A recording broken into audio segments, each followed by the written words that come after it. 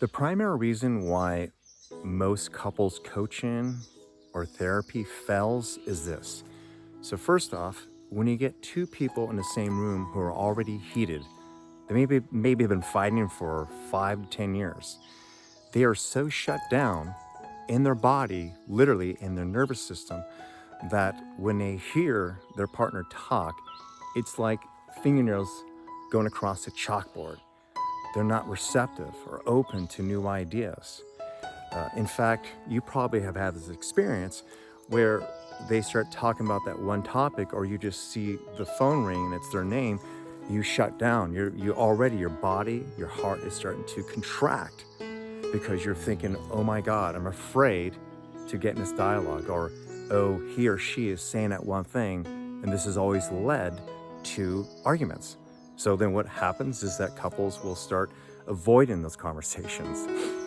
They will say just the opposite. And oftentimes a partner will say to the other person, you lie to me. And the other partner saying, I just wanted to avoid that conflict. And then as this continues, you create these hidden transgressions. And hidden transgressions are like, you start thinking about what you want to say to your wife or husband or partner, and you hold back. You have this idea of like how she's going to respond or how he's going to act.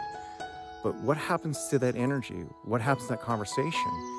You deny it, and it gets pushed down your body. So, if you have some drinks or they blow up at you or something, that comes out. You just kind of unleash the beast, and they're like thinking, where did this come from? That's why often that when we get in arguments, all of a sudden you just hear couples just start blah, blah, blah, blah. Okay? That's been pent up. Okay? So the other reason why it typically doesn't work is because they have this, what I call a persistent identity entanglement. And that is where, back to what I just shared earlier. So imagine if I'm with a coach or a therapist, or just trying to have this conversation with a mediator, or just even with a partner, that remember, if my association to that partner is that they're always going to be this way or that way, or just by them saying that one thing, my body is triggered and I react, then what ends up happening, just 1-2 minutes into conversation, all of a sudden you're in an argument. Have you experienced that entanglement? Like, it doesn't take much. It could be a simple thing, and you get caught up in this entanglement, this vicious cycle. So it's very important for both people to connect to kind of an open heart space of emotional resonance that's calmer, literally calms down the nervous system. So a person's more open and receptive and not so contracted, but more expanded to what could happen. Here's another interesting thing that does happen too, is that if I work with just one person, what happens, just say I don't see the partner yet, is that person can actually be in a better place, meaning they're calmer, they're confident, they're more present, and they see this show up at their work. They see this show up with the friends. Their friends are saying, you've changed. You're in such a better place. What happened?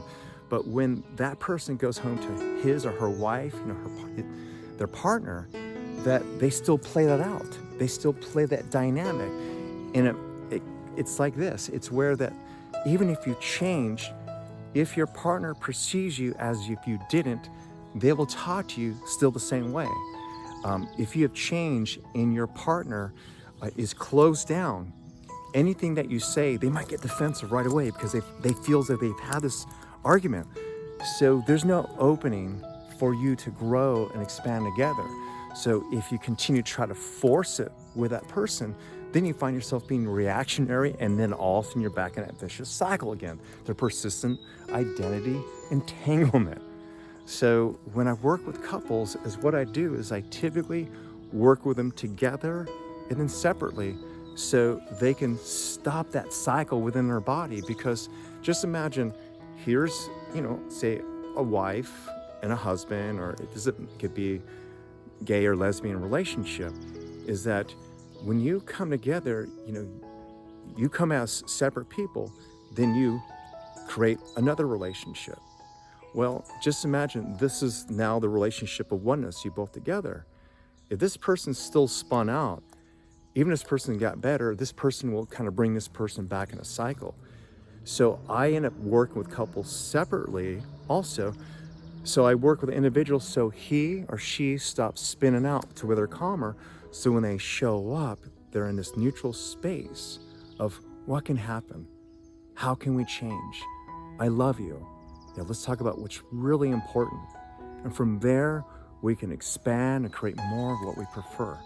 So I hope you enjoy this video and you have a better understanding like how, most couples therapy and coaching has failed, and also how this other way of doing it can definitely heal it. Thank you so much.